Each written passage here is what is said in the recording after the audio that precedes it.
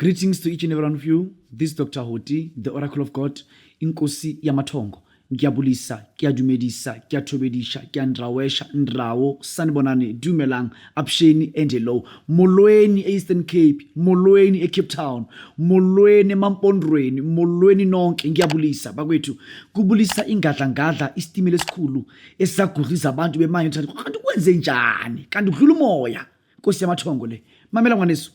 Ngisendaweni yaseMondio 180 ENM Road, Mondio, Johannesburg. That's where I am.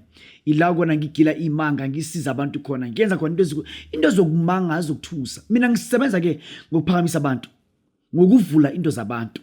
Mina ngisebenza ngokwenza ukuthi umuntu abe nemali. Mina ngisebenza ngokukhuza inhlupheko. Inhlupheko ngiyayikhuza and nayo izwe ukuthi ngiyikhuzile. Mamela ngwanesu. Today I want to talk about a very sensitive topic, a topic of which needs to be really respected and understood to a most high level. The secret of Ubunyanga.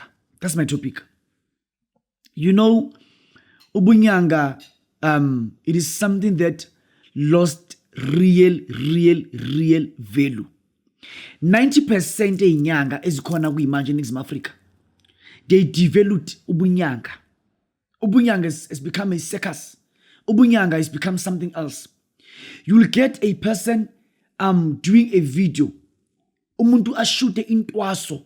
A person will show intwaso rituals on TV, intwaso rituals on air, intwaso rituals on TikToks, your Facebooks, your YouTube, and all that. We have things of which we can show. We have things of which we cannot show. We can't show. It is wrong for those things to be shown. So, I'm referring to Ubunyanga ritual as something that people must really take serious. Ngoba Ubunyanga into ifihlo. The secret of Ubunyanga. Uma siyinyanga, you'll get a person calling you. I'll answer my call. I'll answer my phone. Hello.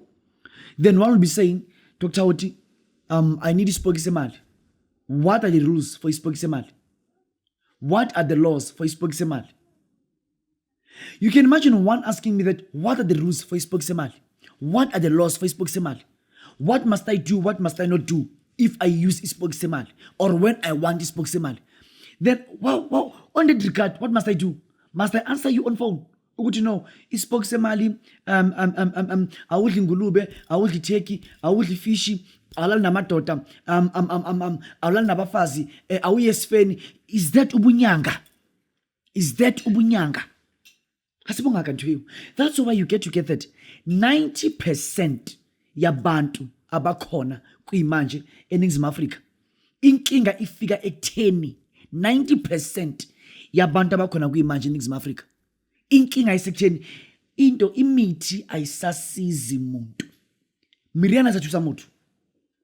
Kungani na imithi ingasizi umuntu? Imithi ayisizi umuntu ngoba ubunyanga sekuyinto kanje. Ubunyanga was something ukuthi uma ubuyothwala enyangeni, you didn't ask questions, you just go. Uma uyolanda into enyangeni, awubuzi imibuzo, you just go. Uma ufika enyangeni, ufika uhlale phansi. Umqala hlala phansi enyangeni. Inyanga ifike ikutshela ukuthi njengoba kanje kuyoba kanje. Emva lokho yaphuma uyahamba. Bekungena ukuthi umuye enyangeni ubuza imithetho, ubuza ukuthi kuyokwenzakala ini, akuzukwenzakala ini kwenzakala ini. Kunombuzo ukuthi unginyanyisa lo mbuzo mina akubathi kwamaka. Unginyanyisa hure. Umuntu mengathi mkhuloti manje lento lezi zakho azidla abantwana bamanye ezidla umndeni wami nendoda yami nengane zami ke aish. Kutlo ke khathetse. How possibly can I do a ritual of which will be izoba nobungozi engane zakho nakubantwana bakho nakubafazi bakho nakubani? It is so impossible. I can't do that. I can't do that. I really can't do that. Ngikwenzela into engaziyo ukuthi izokusiza. Ngikwenzela into engaziyo ukuthi mina izovula into zakho. Ngikwenzela into mina engaziyo ukuthi izokhanyisela empilweni yakho. Ngikwenzela mina into engaziyo ukuthi izoshintsha ubomi bakho. Mina ngikwenzela into engiyaziyo ukuthi izokhanyisa impilo yakho. Mina ngikwenzela into engaziyo ukuthi kuyoshintsha kwasana phezulu kwempilo yakho. mina ngikwenzela into engaziyo ukuthi ushintsho loba khona. I'll never do a ritual of which will be harmful to your family, your kids, your wife, your girlfriends, if you or anything. I'll never do that. So we need to make sure that sithatha idignity yobunyanga siyayibuyisela. Idignity yemithi yesintu siyayibuyisela. Idignity yobungoma siyayibuyisela emandleni nayo. Mina njengenkosi yamathongo, mina njengomelaphi indabuko omkhulu, mina njengomuntu ekusengabe le ndima yobunyanga for a very long time, I'm here ukubuyisa isidima sobunyanga. La kathi sikhona. Isidima sobunyanga, ubunyanga bekuhloniphekile. Ubunyanga bebusatshwa. Ubunyanga bebubonwa. Ubunyanga bekwini inyanga umuyibona ububona ukuthi ubona umuntu kamoya, umuntu oqhumana namathongo namadlozi, umuntu oqhumana nabantu abadala. Ngibuyisela ubunyanga kuleyo nto leyo. I don't care whether you can come into social media, you can do what. I don't care whether you can call who, you can do what, you can say anything about me. But mina ngizobuyisela isidima sobunyanga ebunyangeni. Okhokho bethu babephila begeza abantu ngeenkukhu, bageza abantu ngeembuzi, bageza abantu ngezimvu, besebenza abantu ngesintu ngendlela emfihlo. Abantu kade beba nemali, abantu bephumelela.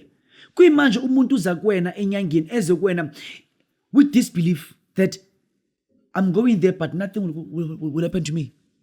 It is like people of which are coming to inyanga manje, they are coming to many donate. Not for them seeking help and power and money. So, I'm here to take ubunyanga to where it was before. This Dr. Utinyanga Yumpedi, ikehla lamakehla, umuntu eguti, uyinkosi yamathongo. I am the oracle of God. I'm not a sangoma, I'm not an inyanga, but I'm an oracle of God. The one who listens to Izulu. Kabekele itaba chawa na gore kamoka wetsala eng. Kuna bantu eguti, they'll go to inyanga bo 5. Yali 5 engakeng bakhapha umuntu oyi1. That's not ubunyanga. People have taken ubunyanga more like a fashion show. People have taken ubunyanga nge-circus. Like today njengoba ngikhuluma kuyimanje kunabantu ukuthi meze enyangeni uza enyangeni just for show off. A person can come enyangeni umefika enyangeni ufuna ukushuta nawe. Ubunyanga it's a secret. Inyanga ehambayo it's your own secret. Inyanga ekunikeza impande zikamoya it's your own secret. You can never come to me as a healer kodwa ufika kimina nenhlifintlifi yezinto. No, you can't. No, you can't. This is Dr. Oti. I am based in Mondio 180 ENM Road, Mondio, Johannesburg. That's where I am. The video is all about returning dignity ebunyangeni, the secrets of ubunyanga. Let us respect ubunyanga. Let us respect the rituals of which are performed ebunyangeni. You will see your life will never be the same again. Mina njengoba nginje ungibona, kukhona la ngaya khona. Impilo yami yashintsha. I went there ngothando nenhlonipho nokuzithoba. Yingakho namhlanje ngila. Yingakho namhlanje ungithanda kanje. Yingakho namhlanje ukwazi ungisupport. Yingoba kukhona la ngadlula khona. Nawe kunala kumele udlule khona. Njengoba uzodlulela kimi. Hlonipha lento ezokwenzela yona. Hlonipha mtheklo yetsa yona. Ohlobo life yakho chintsha. Lana ngiphethe i-cash loans oil. Cash loans oil ibiza imali engange 3,500 rand. For people of which are saying, Dr. Oti, mina I am in serious debt. I need help. I need money. I need you to help me. Lempandele, what you do, you apply it on all your bank cards, all your credit cards, all your bank cards, all your credit cards. Uyayigcoba umanje unenkinga zezikoleti ezingapheli. This is not for gambling. This is for abantu abathi mina nginezikoleti ezingapheli. You apply lento on all your credit cards, your bank cards, maybe even on a paper negama lakho, apply this oil. And again, bath with this oil. If you have a car of which is on a verge of being repossessed, please make sure you apply this oil on your car.